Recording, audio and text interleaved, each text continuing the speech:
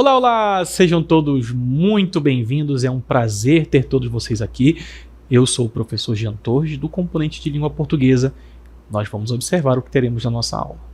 Acompanhem comigo aí então a aula 32, com o objeto de conhecimento, o conhecimento do entorno por meio da língua, com detalhamento, seleção de textos de diferentes gêneros para compreensão, interpretação e análise, chamando atenção para aspectos como estrutura, público-alvo, linguagem empregada, finalidade, intencionalidade, suporte e recursos linguísticos. Parece bastante coisa, mas é bem simples, a gente vai conseguir compreender cada um desses tópicos dentro de diferentes gêneros. Vamos à nossa aula.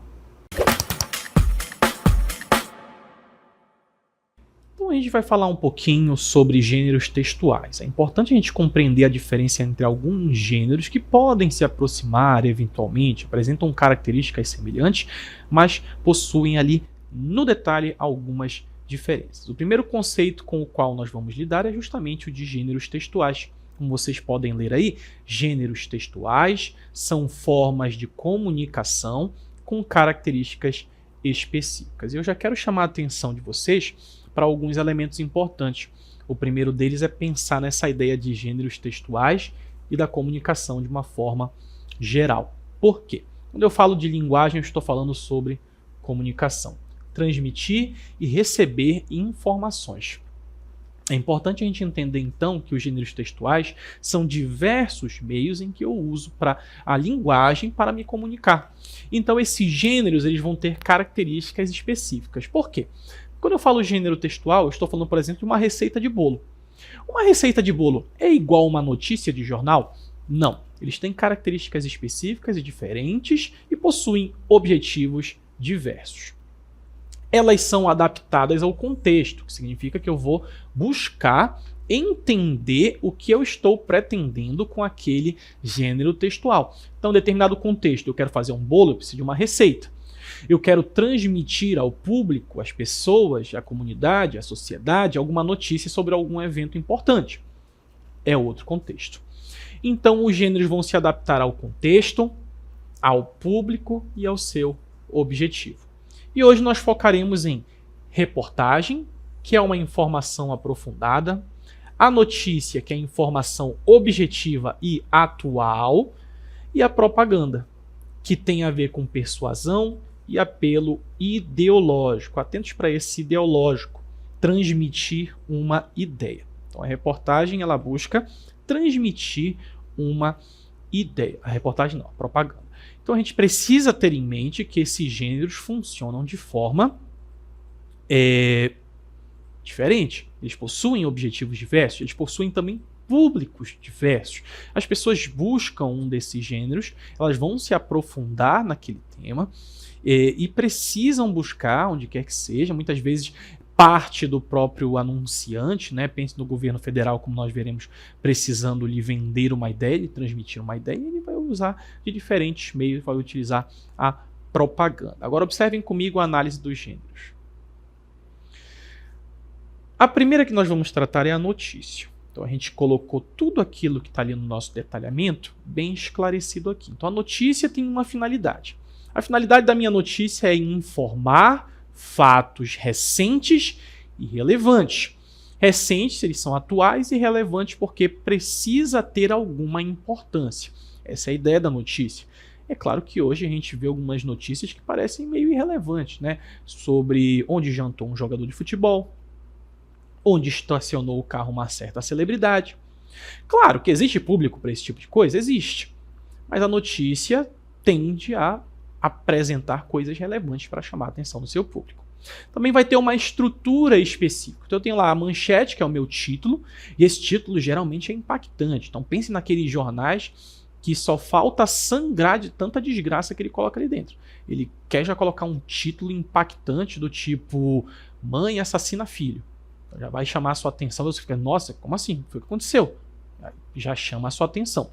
Então, a notícia geralmente vai trazer logo esse impacto.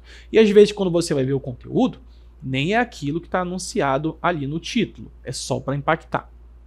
Também temos um lead, que é esse primeiro parágrafo, que vai buscar responder essas perguntas. Quem, O que, quando, onde, porquê. É como se fosse um pequeno resumo daquilo que você vai ler no corpo da notícia. Na sequência, o corpo são esses detalhes em ordem decrescente de importância. Então você já começa com aquilo que é mais chocante e você vai diminuindo até você chegar onde você acha um elemento com menos importância daquilo, tá bom? Também, outra característica da nossa notícia é que ela precisa ter uma linguagem clara. Afinal de contas, você está transmitindo para o público geral, um público que é composto por várias camadas da sociedade, camadas muito diversas, pessoas às vezes que não leem muito bem e outras já mais esclarecidas. Então essa linguagem precisa ser bem óbvia, precisa transmitir a mensagem para todos. Objetiva, então não vai fazer muitos floreios em relação às palavras que vai usar palavras utilizadas no cotidiano e também precisa ser impessoal. Geralmente, a notícia não tem ali a opinião do seu autor. Pode acontecer? Pode. Mas sempre há uma busca por essa impessoalidade. Geralmente é um ideal pouco alcançado. É difícil você escrever algo sem você ser pessoal. Mas é um dos objetivos da notícia, tá? A gente tem aqui um exemplo, né, de um título. Cidade X registra queda de 30% nos casos de dengue em 2024, segundo prefeitura. Então observem esses elementos aí. Uma certa cidade, eu quero trazer a ideia do número já para chamar a atenção, reduziu em 30% esses casos de dengue em 2024, e eu vou também dizer quem foi que deu essa informação. Ali está a prefeitura, até porque eu não quero me comprometer como se eu não estivesse ali dando a fonte. Eu quero informar quem foi. Foi a prefeitura falando dela mesma. Então, de certa forma, você já anuncia que pode ter alguma incongruência ali naquela informação. Se a prefeitura quiser, obviamente, se elevar. Mas também pode ter sido por outras pesquisas, né, outros grupos. Lá nos nossos recursos linguísticos, nós temos verbos no presente, também temos no passado, um passado mais recente, né? Então pode ser assim, tipo, acontece hoje um festival. Ou então, aconteceu um festival na cidade. É por conta do presente, a gente utiliza, porque muitas vezes essas notícias buscam trazer informações relevantes para aquele dia. Acontece bastante também. Também temos dados estatísticos, mas de forma muito pontual, e as fontes citadas, justamente para não parecer que você está tirando as informações de lugar nenhum, que você está inventando essas informações. Então essas fontes citadas também são um elemento muito importante. Para falar um pouquinho sobre notícia, a gente trouxe aqui do Ministério da Saúde uma pequena notícia, né? Que é de interesse geral do público, atraindo um público, e justamente sobre o Amazonas. Vacina da gripe para crianças entra no calendário nacional de vacinação. Então eu tenho aqui vacina de gripe para criança entra no calendário nacional de vacinação, uma informação relevante, né? A vacina da gripe, antes eu quero dar uma olhadinha aqui nessas informações. Primeiro, eu tenho aqui meu título, né? Já chama a atenção. Amazonas, que é para marcar de onde é que vai sair essa campanha. A minha vacina da gripe para crianças entra no calendário nacional de vacinação para já chamar a atenção para o seu público-alvo, que são os pais dessas crianças. Eu vou ter esse pequeno resumo aqui em casa. Proteção contra a influenza passa a fazer parte da rotina de vacinação no SUS e vai beneficiar crianças de 6 meses a menores de 6 anos do estado. Percebo então lá o meu verbo no início, chamando a atenção para algo recente. Tenho esse pequeno texto, tenho aqui embaixo a data da publicação, com o horário, inclusive. Se o meu autor desse texto precisar fazer alguma edição, ele vai colocar aqui que foi editado em algum momento, justamente para dar uma noção de quando aquilo aconteceu, tá? No nosso texto, como vocês podem ver que a linguagem ela vai ser bastante objetiva. Ela quer chegar ao seu público, ela não vai enrolar. Então, a vacina da gripe agora faz parte do calendário nacional de vacinação para crianças de 6 meses a menores de 6 anos. Tá aí o meu público-alvo. O meu público-alvo da vacinação são essas crianças. Mas essas crianças, elas são independentes? Não. Então, o público-alvo da notícia vai ser esses pais ou responsáveis, né? Também temos ali gestantes e idosos, fazendo parte do calendário de vacinação, a partir de 60 anos de idade, tornando permanente a proteção para esses públicos. Em 2024, e a gente falou sobre a questão da estatística dos dados, né? Cerca de 161.000,4 crianças já haviam sido vacinadas contra a influenza no estado do Amazonas. Estão falando sobre o dado passado e agora que eles provavelmente buscam aumentar, né? Além da inclusão do imunizante contra a gripe, outras mudanças foram adotadas para 2025, como a ampliação do período para a aplicação da vacina contra rotavírus e a substituição das doses de reforço da vacina oral contra a poliomielite por uma dose inativada. Já são informações um pouquinho mais técnicas, mas que ainda buscam uma linguagem objetiva. Você não precisa saber, ele não vai te dar informação do que vem dentro, como é que é feito essa vacina, porque isso não chegaria a ser o objetivo. E ali, né, a partir deste ano, a vacinação contra a influenza estará disponível em todas as salas de vacina a partir da segunda quinzena de março. Então aí nós temos a questão da data, como eu falei, né, tudo para chamar a atenção do seu público ao longo do ano, não apenas em campanhas sazonais. Olha que legal. Chamando a atenção aí sobre a extensão do período, justamente para aumentar as doses, para aumentar a vacinação, né?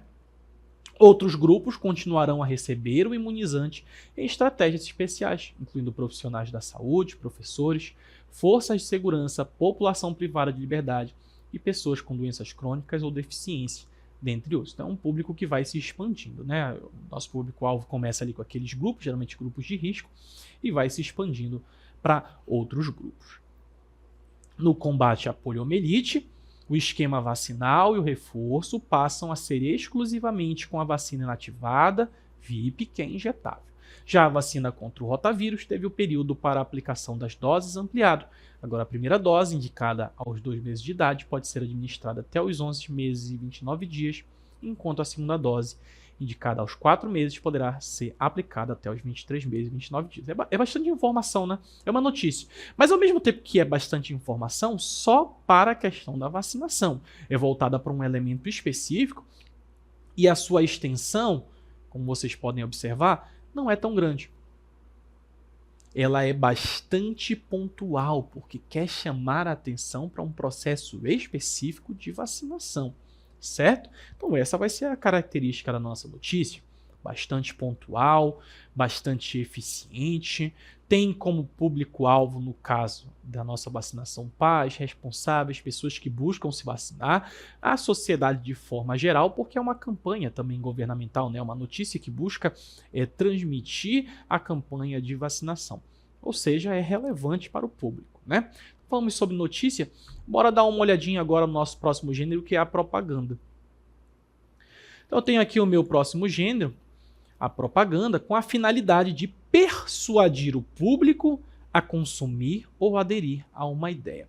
Quando você lê ali na notícia, você acha que está tentando te persuadir? Está tentando te informar, né? Você pode precisar da vacinação. Ao mesmo tempo, o governo não vai usar só notícia para te fazer comprar aquela ideia. Também vai se utilizar da propaganda. E aí a propaganda ela já é um pouquinho mais agressiva. Ela já vai utilizar outros elementos específicos para te chamar a atenção. Então eu tenho ali a finalidade que é persuadir o público. E para persuadir, eu vou utilizar, por exemplo, verbos no imperativo. Compre, faça, vacine-se. Então, persuadir o público a consumir ou aderir a uma ideia. Eu estou tentando vender uma ideia. O governo deu uma notícia sobre a vacinação, mas agora eu preciso te fazer te convencer a se vacinar. A minha estrutura da propaganda, eu tenho ali uma chamada que vai ser emocional, mais imagem, mais argumentação. Então eu tenho essa chamada emocional. Por que eu quero uma chamada emocional? E porque eu quero, na minha chamada emocional, já te convencer de alguma forma. Perfeito? Então, eu tenho também a imagem. Eu tenho, geralmente, esse apelo muito visual, não apenas o apelo verbal, né? O apelo visual, a gente vai ver também como é que isso funciona. E eu tenho a argumentação. Eu posso querer argumentar por quê? Porque eu preciso te dar ideias de por que aquilo é necessário. Então eu vou argumentar. Eu vou te dizer que você precisa se vacinar porque você precisa se manter seguro. Porque assim nós vamos alcançar a imunidade daquele grupo. Então, chamada emocional, mais imagem, mais argumentação. É muito mais visual, tá? Eu também tenho uma linguagem diferente, que é mais subjetiva, às vezes vai brincar um pouquinho com metáforas, com metonímias, algumas inversões, algumas paródias. Ela é mais apelativa e por isso vai usar verbos no imperativo, que são aqueles verbos de ordem. Faça, compre. É muito importante a gente também entender que tipo de linguagem. Lembra que na notícia ela era mais objetiva? Aqui ela pode ser subjetiva. Aqui ela vai ser também objetiva, mas pode ser subjetiva. Vai ser apelativa por conta desses usos de imperativos para tentar te convencer. Então pense nessa estrutura chamada emocional, mais imagem, mais argumentação. Daqui a pouquinho a gente vai precisar.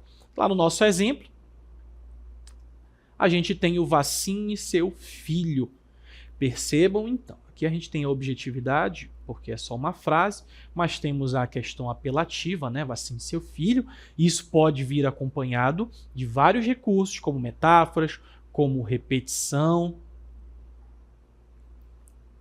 como slogan, como oferta por tempo limitado, por aí vai. São vários recursos que podem se utilizar para fazer esse tipo de chamada de atenção. Tá bom? E justamente para ilustrar um pouquinho sobre a propaganda, continuando nessa ideia de vacinação, a gente trouxe uma campanha, uma propaganda governamental que busca justamente apresentar um pouquinho dessas ideias. Então percebam, quero que vocês prestem muita atenção como a questão visual vai ser importante, como a questão apelativa, as palavras que vão ser utilizadas, como elas vão ser utilizadas para chamar atenção e para te convencer daquela ideia, tá bom? Bora dar uma olhadinha então nesse vídeo aqui. Vou apresentar para vocês.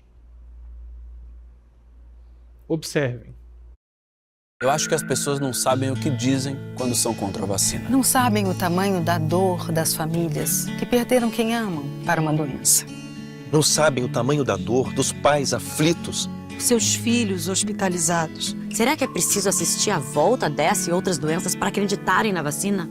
Não, nós não queremos isso. Confiar na vacina tem que ser pelo caminho da vida. Vacinas salvam vidas. Vacinas salvam vidas. Eu quero viver, por isso eu vacino. Eu quero ver o Brasil reconstruir a nossa vacinação. Porque o Brasil sempre foi referência em vacinação no mundo. Vamos nos unir ao movimento nacional pela vacinação. Vamos vacinar, sim. Valorizar a nossa ciência e o nosso SUS, Sim. Vamos bater com orgulho no peito e no braço. E dizer que vacinas salvam vidas. Vacina é vida. Vacina é para todos. Ministério da Saúde. Brasil. União e Reconstrução. Governo Federal. E aí, bastante interessante, né? E bem diferente de uma notícia.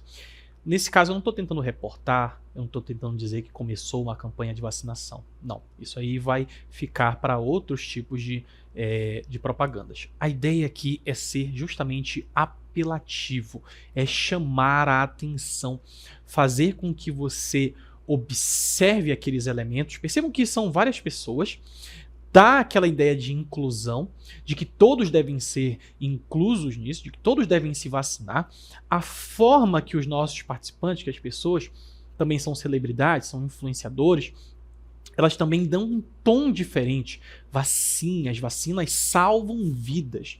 Não é simplesmente você dar aquela informação. Você quer chamar a atenção e quer ser enfático. Então nós temos a questão visual, percebam todas as pessoas de grupos distintos, idades distintas, etnias distintas, todas elas por uma causa em comum, que é a vacinação. Esse é o nosso elemento visual. A gente tem também o verbo, né? Vacine, faça, salve.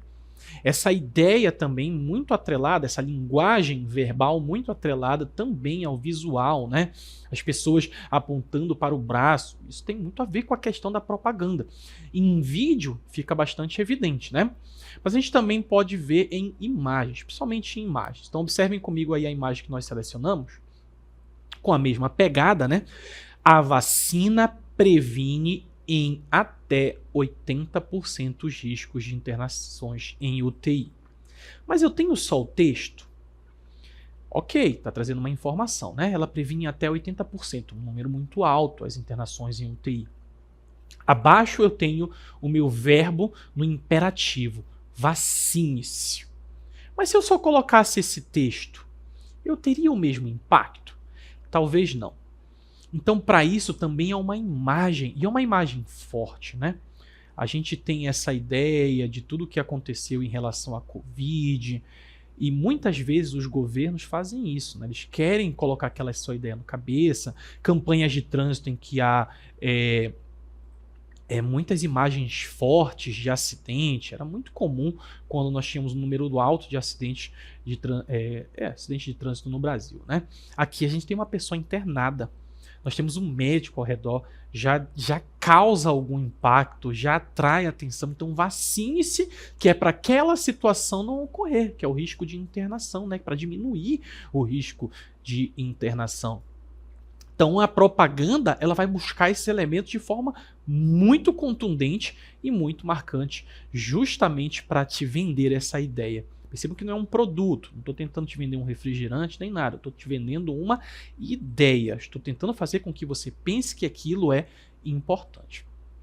E agora nós vamos para o nosso terceiro gênero textual, para a gente ver um pouquinho as diferenças entre o que nós já observamos, que é a reportagem.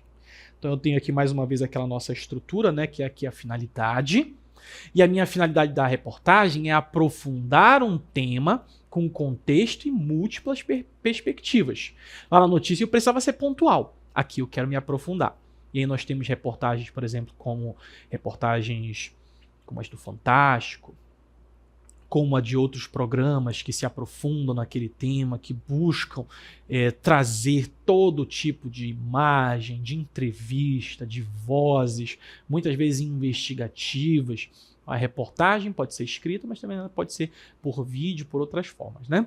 Ela vai se aprofundar num tema específico, com o contexto e essas múltiplas perspectivas. Eu tenho aí a minha estrutura, o título, o subtítulo, vai ter a minha introdução, vai ter o meu desenvolvimento. Nesse meu desenvolvimento eu vou apresentar entrevistas, gráficos, também argumentos, né? E a minha conclusão.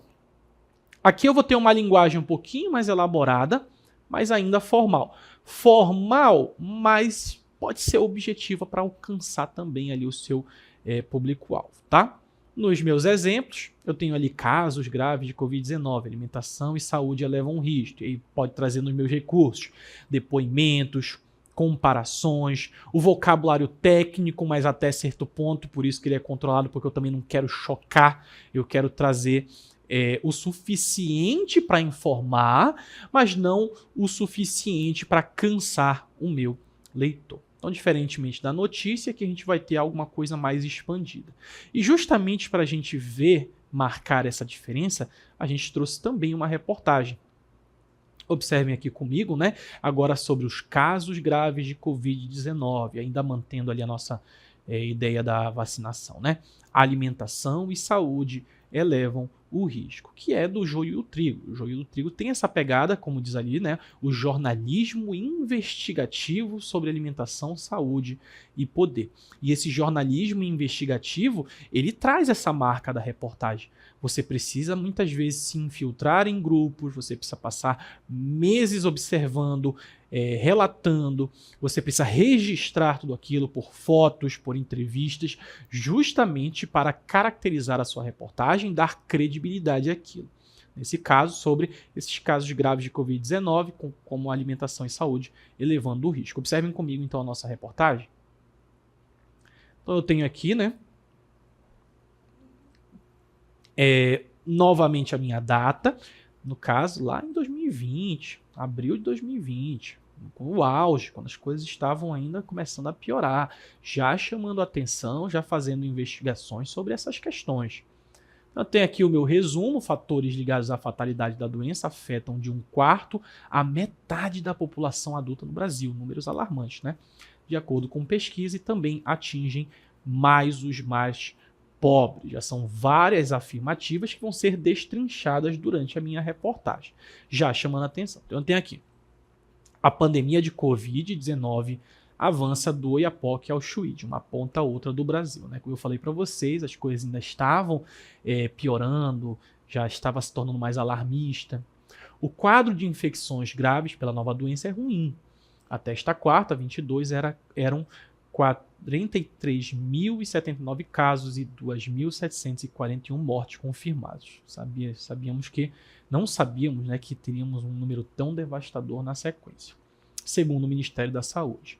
E essa situação não deve melhorar tão cedo, ainda mais considerados os hábitos de alimentação e saúde dos brasileiros. Então a gente tem aquela introdução, né? Já chamando a atenção para tudo, pelos dados, traz alguns dados, traz sobre o que eu devo desenvolver ao longo do meu texto, que é justamente falar que dificilmente a situação ia melhorar por conta dos hábitos de alimentação e saúde encontrados entre os brasileiros. Mas olha só como eles também buscam essa ideia da coloquialidade para chamar atenção, né? Mas espera aí, calma. Antes que você queira odiar este repórter por insinuar que a população é culpada de um mal que a atinge invariavelmente, olha a formalidade novamente, vamos colocar os pingos nos is. Nos últimos 10 anos, nós brasileiros tornamo-nos, entre outras coisas, mais obesos e mais inativos fisicamente. Já chamando a atenção para aquilo que foi anunciado no título, né? Os hábitos físicos, alimentares. Também mantivemos índices longe do que é considerável saudável para diversas doenças crônicas não transmissíveis, como hipertensão e diabetes, que atingem boa parte da população brasileira, né? Além disso, pioramos a qualidade da nossa alimentação. Pelo que se sabe, estes fatores elevam tanto o risco de desenvolver quadros mais graves da infecção pelo novo coronavírus, quanto a chance de a doença ser fatal, que eram aquelas questões de comorbidade que depois iam ser mais destrinchadas, né? 73% das mortes por Covid confirmadas no Brasil acompanham algum fator de risco. Por isso, muitas das campanhas se voltaram para esses grupos. As mudanças no perfil da população, no entanto, ocorrem em um processo complexo motivado ao longo da década passada pela ausência ou opção de políticas públicas, e aí a gente já se volta também para a questão do governo precisar agir, teria precisado agir, né, ao longo do tempo para evitar esses tipos de comorbidade, e pela ocorrência de diversas transformações sociais. Percebam que a reportagem ela vai trazer muitos outros dados. Ela vai se prolongar, e eu quero chamar a atenção para vocês, como eu também vou apresentar aqui, coisas como gráficos, fatores de risco e doenças crônicas na população adulta, como sobrepeso, mais de 50%, obesos, 10 e 20, fumantes, menos de 10, com consumo recomendado de frutas e hortaliças, insuficientemente ativos, diabéticos, hipertensão arterial. Tem tudo a ver com a minha temática. E para isso, vou trazer esses elementos também visuais, justamente para fortalecer a minha fala, me dar credibilidade. E a reportagem vai embora, vai mostrar a fonte e tudo mais. Percebam como a reportagem ela é muito mais desenvolvida, né? Aqui nós temos a médica imunologista Ana Maria Caetano de Faria, professora da Universidade Federal de Minas, sugere 4 atitudes. Eu vou trazer a fala do profissional para também dar essa credibilidade ao meu texto. Então eu tenho aqui, entre aspas, a fala dela. Evitar os alimentos ultraprocessados é importante, já que eles apresentam sal, gordura e açúcar em excesso. Ela afirmou durante uma entrevista coletiva para jornalistas organizada pela agência Bore, com a Sociedade Brasileira de Imunologia e apoio da Rede Consciência. Então, observem que eu quero dar credibilidade, eu quero mostrar que não sou eu que estou falando isso, é um profissional, é a pessoa que entende daquele assunto. Isso também é uma marca da reportagem, né? Para trazer sustentação àquilo que está sendo apresentado no texto, perfeito? Então a gente tentou entender um pouquinho aqui sobre notícias, reportagens, propaganda, as diferenças, como esses gêneros vão ter marcas específicas que garantem justamente essa pluralidade dos gêneros textuais, com objetivos diversos, com público-alvo diverso, perfeito? Como não há mais nada a ser explicado, nós vamos encerrando por aqui. Eu agradeço a todos vocês, fiquem bem e até a próxima.